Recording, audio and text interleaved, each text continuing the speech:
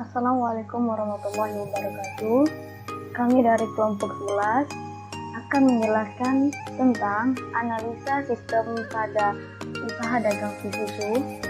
Kami kelompok 11 yang beranggotakan terdiri dari pertama saya sendiri, Elmatiana Sari dengan NIM 112000327. Yang kedua ada Nini Haryani dengan NIM 112000315. Dan yang terakhir Isa Safarianto dengan NIM 112000389. Pengertian sistem informasi akuntansi. Sistem adalah sekelompok variabel yang saling berhubungan satu sama lain untuk mencapai tujuan tertentu. Sistem berfungsi untuk mempermudah pekerjaan yang berulang kali secara rutin. Sedangkan yang dimaksud oleh informasi adalah data yang didapatkan dari lapangan untuk diolah dan dijadikan sebagai pengembalian keputusan. Oleh karena itu, secara sederhananya, definisi dari sistem informasi akuntansi SIA adalah sebuah sistem informasi yang dibuat khusus untuk mempermudah kegiatan dan segala sesuatu yang berkaitan dengan akuntansi.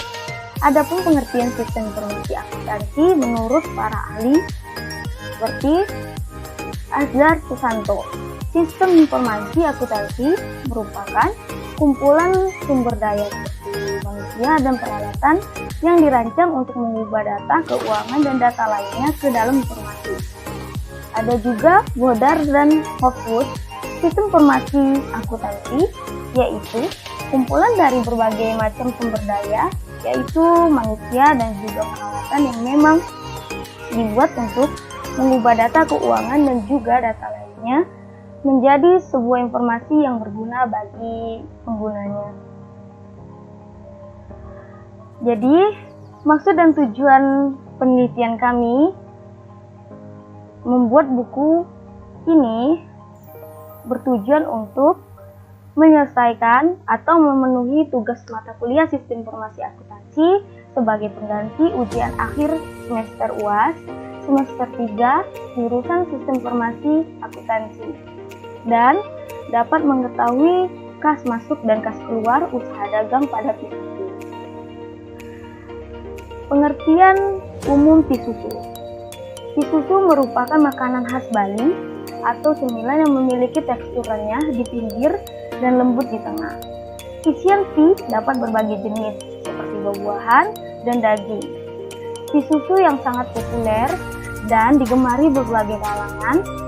Hal ini disebabkan karena PISUSU memiliki rasa enak, gurih, renyah, lezat, harga relatif murah, dan diproduksi dalam bentuk bulat dan diwadahi dengan mudah. Karena tidak memiliki daya simpan yang lama dan hanya dikonsumsi dalam jangka waktu seminggu, PISUSU sering ditanyakan apa benar bahwa PISUSU itu tidak mengandung bahan kimia dan pengawet. Selanjutnya, sejarah PISUSU. PISUSU awalnya didirikan pada tahun 2020 oleh Ami dan Sarifah. Pada awalnya, PISUSU merupakan salah satu tempat yang menawarkan berbagai macam produk, antara lain yaitu sablon baju, kacang merkek, kue lidah kucing, dan berbagai cemilan lainnya. Setelah berkembangnya produk yang dijual sama dan banyaknya persaingan dari kompetitor cukup kuat dan pesat, PISUSU mempunyai inovasi agar lebih berkesan dan mempunyai ciri khas sendiri. Oleh salah satu putra dari Ami dan Sarifah yang bernama Adi menciptakan terobosan baru dengan cara membuat usaha PISUSU, dan sampai saat ini PISUSU banyak peminatnya tanpa menghilangkan produk-produk yang lama. Di sini ada contoh struktur organisasi. Ini struktur organisasi pada usaha dagang PISUSU. Di sini ada pemilik, bagian pemasaran, bagian produksi, bagian keuangan, Dan yang terakhir di karyawan. Baiklah, selanjutnya akan dijelaskan oleh Selanjutnya saya akan melanjutkan presentasi dari Erwan Janasari, yaitu tentang proses bisnis sistem berjalan. Proses bisnis sistem berjalan pada toko kue Susu adalah perusahaan yang bergerak di bidang penjualan makanan atau kue dalam proses transaksi masih manual. Yang pertama yaitu ada proses pemesanan. Proses pemesanan, pelanggan yang datang ke toko melakukan pemesanan kepada bagian penjualan. Selanjutnya, bagian penjualan mencatat pemesanan, mencatat lembar order, dan membuatkan nota. Berikutnya proses produksi. Bagian produksi menerima lembar order dari bagian penjualan untuk dilakukan pengerjaan. Yang ketiga ada proses pembayaran, yaitu bagian penjualan membuat kwitansi sesuai dengan lembar order pesanan. Selanjutnya pelanggan melakukan pembayaran. Dan yang terakhir ada proses pembuatan laporan, yaitu pemilik toko menunggu konfirmasi soft copy atau nota dan kwitansi dari bagian penjualan. Bagian penjualan melakukan rekapitulasi laporan penjualan harian atau mingguan. Sistem berjalan, yaitu berdasarkan dari analisa pada Pisusu, bentuk sistem yang diterapkan untuk perancangan sistem di usaha pedagang Pisusu berdasarkan uraian dari prosedur akuntansi sistem berjalan, maka penulisan akan menggambarkan prosedur tersebut ke dalam bentuk diagram activity. Diagram activity atau yang dimaksud dengan diagram activity merupakan rancangan aliran aktivitas atau aliran kerja dalam sebuah sistem yang akan dijalankan. Activity diagram juga digunakan untuk mendefinisikan atau pengelompokan aluran tampilan dari sistem tersebut. Activity diagram memiliki komponen dengan bentuk dan tertentu yang dihubungkan dengan tanda panah. Panah tersebut mengarah ke urutan aktivitas yang terjadi dari awal hingga akhir. Berikutnya, bentuk-bentuk dari aktivitas diagram yang dihasilkan dari prosedur di Pisusu. Yang pertama yaitu proses pemesanan. Ini bentuk aktiviti diagramnya, yaitu dari pelanggan mulai start melakukan pemesanan. Pelanggan menyerahkan kepada bagian penjualan. Bagian penjualan menerima pemesanan, mencatat lembaran order, berikutnya membuat nota, dan diakhiri dengan finish. Berikutnya, proses produksi, yaitu bagian penjualan memberikan menu order, bagian produksi menerima menu order.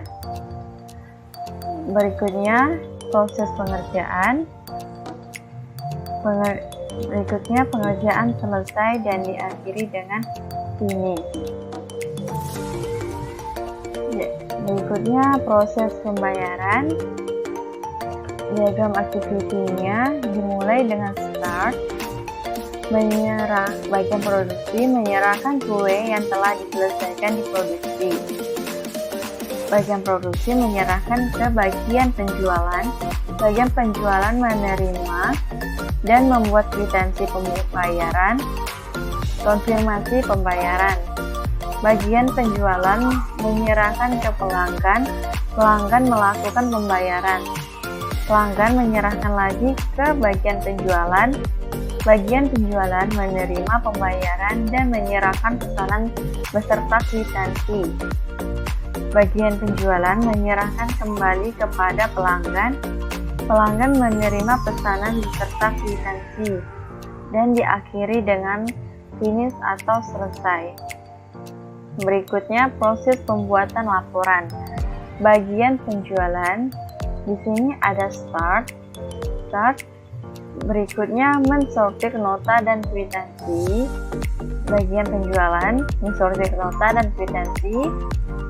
Berikutnya merekap transaksi harian. Bagian penjualan membuat laporan mingguan. Untuk pemiliknya. Terus berikutnya bagian penjualan memberikan laporan mingguan kepada pemilik. Pemilik menerima laporan dan diakhiri dengan finish. Berikutnya spesifikasi sistem berjalan. Spesifikasi sistem berjalan merupakan rangkaian dari proses yang terjadi di dalam sistem berjalan yang memerlukan dokumen masukan input dan mendukung jalannya proses untuk menghasilkan dokumen keluaran atau output. Adapun spesifikasi sistem berjalan ini disusun sebagai berikut yang akan dijelaskan oleh Isa Safarianto. Spesifikasi untuk dokumen masukan. Adapun spesifikasi untuk nama dokumen. Nama dokumennya lembar order. Adapun fungsinya sebagai pemesanan, sebagai bukti pemesanan.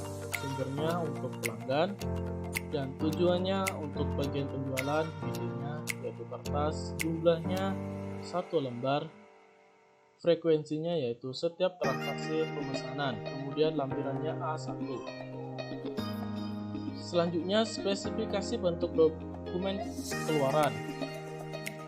Adapun yang pertama yaitu nama dokumen untuk nota pembayaran, fungsinya sebagai bukti pembayaran, sumbernya yaitu untuk bagian penjualan, tujuannya untuk pelanggan, medianya yaitu kertas, jumlahnya 1 lembar, kemudian frekuensinya setiap transaksi pemesanan dan lampirannya yaitu B1. Yang kedua, nama dokumennya untuk kwitansi pembayaran.